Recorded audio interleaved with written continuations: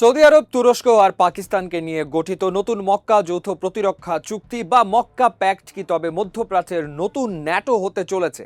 আর এই জোটে বাংলাদেশ যুক্ত হলে দেশের লাভ কি? ত্রয়োদশ জাতীয় সংসদের অধিবেশনেই এই প্রশ্নটি তুলে হইচই ফেলে দিয়েছেন স্বতন্ত্র সংসদ সদস্য ব্যারিস্টার রুমিন ফারানা। সৌদি আরবিয়া, টার্কি এবং পাকিস্তানকে মিলে যেই মক্কা প্যাক্ট, সুবিধাটা কি হবে এই প্যাক্টে যুক্ত হলে, বা বাংলাদেশ এই প্যাক্ট থেকে কি পেতে যাচ্ছে? জবাবে পররাষ্ট্রমন্ত্রী ও জামাত আমিরের বক্তব্য থেকে শুরু করে চুক্তির আদ্যপান্ত চলুন জেনে নেওয়া যাক আজকের এই ভিডিওতে। বৃহস্পতিবার সংসদের অধিবেশনে জলবায়ু পরিবর্তন সংক্রান্ত একটি মূল প্রশ্নের পর সম্পূরক প্রশ্ন হিসেবে ব্যারিস্টার রুমিন ফারানা সরাসরি জানতে চান, গত 7 অগাস্ট সৌদি আরব, তুরস্ক ও পাকিস্তানের মধ্যে স্বাক্ষরিত মক্কা প্যাক্টে বাংলাদেশ যুক্ত হলে দেশের সুবিধা কি হবে। এর জবাবে পররাষ্ট্রমন্ত্রী ডক্টর খলিলুর রহমান স্পষ্ট করে জানান, এই প্যাক্টটি মূলত ওই 3টি দেশের মধ্যে হয়েছে। বাংলাদেশ এতে যোগ দেবে কিনা তা সম্পূর্ণ নির্ভর করছে সদস্য দেশগুলোর অভিপ্রায়ের ওপর।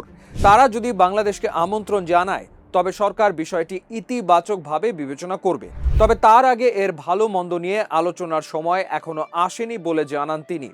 কিন্তু প্রশ্ন হলো, এই মক্কা চুক্তি বা মক্কা প্যাক্ট আসলে কি?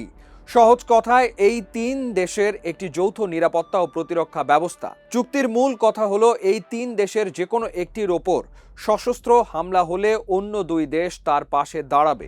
ন্যাটোর মতো যৌথ প্রতিরক্ষার এই ধারণার পেছনে রয়েছে মধ্যপ্রাচ্যের চলমান উত্তেজনা, গাজা যুদ্ধ এবং আঞ্চলিক নিরাপত্তার সমীকরণ। সৌদি আরবের অর্থনৈতিক শক্তি, পাকিস্তানের পারমাণবিক ও সামরিক অভিজ্ঞতা আর তুরস্কের অত্যাধুনিক প্রতিরক্ষা প্রযুক্তির সমন্বয়ে এটি মুসলিম বিশ্বের এক বিশাল শক্তি হিসেবে আত্মপ্রকাশ করতে পারে। আর এখানেই বাংলাদেশ আগ্রহ প্রকাশ করায় শুরু হয়েছে নতুন কূটনৈতিক আলোচনা। পররাষ্ট্র প্রতিমন্ত্রী হুমায়ুন কবির আগেই জানিয়েছেন, ইসলামিক দেশগুলোর এমন কোনো নিরাপত্তা চুক্তিতে বাংলাদেশ যুক্ত হওয়াকে অস্বাভাবিক কিছু বলে মনে করে না। এমনকি জামায়াতে ইসলামের আমির শফিকুর রহমানও ফেসবুক পোস্টে বলেছেন, এই প্যাক্টে যোগ দেওয়া একান্তই বাংলাদেশের নিজস্ব বিষয়, এ নিয়ে অন্য কারো শ্বাসকষ্টে ভোগার প্রয়োজন নেই। আন্তর্জাতিক বিশ্লেষকদের মতে, এই জোটে গেলে সামরিক সহযোগিতার পাশাপাশি রোহিঙ্গা সংকট সমাধানে পাকিস্তান ও তুরস্কের জোরালো সমর্থন পেতে পারে বাংলাদেশ। তবে এর উল্টো পিঠেই রয়েছে বড় ধরনের ভূ রাজনৈতিক ঝুঁকি। বিশ্লেষক আলতাফ পারভেজের মতে, এই ধরনের সামরিক জোটে বাংলাদেশ জড়ালে প্রতিবেশী ভারত বিষয়টিকে নিজেদের নিরাপত্তার জন্য হুমকি বলে মনে করতে পারে।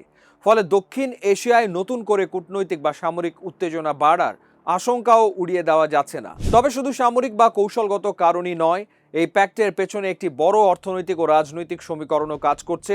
মধ্যপ্রাচ্যের দেশগুলোতে বাংলাদেশের বিশাল শ্রমবাজার এবং রেমিটেন্সের একটা বড় অংশ জড়িত থাকায় রিয়াদ ও আঙ্কারার সঙ্গে সুসম্পর্ক বজায় রাখা ঢাকার জন্য অত্যন্ত গুরুত্বপূর্ণ। জামাতের আমির সহ বিভিন্ন রাজনৈতিক মহল থেকে বিষয়টিকে দেশের একান্ত নিজস্ব ও সার্বভৌম সিদ্ধান্ত হিসেবে দেখার ওপর জোর দেওয়া হয়েছে। এমত অবস্থায় সরকার কোনো আবেগতাড়িত সিদ্ধান্ত না নিয়ে সবার সাথে বন্ধুত্ব, কারোর সাথে বৈরিতা নয়, এই নীতির ওপর ভিত্তি করে জাতীয় স্বার্থ, আঞ্চলিক নিরাপত্তা এবং অর্থনৈতিক নিরাপত্তার মধ্যে নিখুঁত ভারসাম্য বজায় রেখেই চূড়ান্ত সিদ্ধান্ত নেবে বলে মনে করছেন কূটনৈতিক বিশেষজ্ঞরা।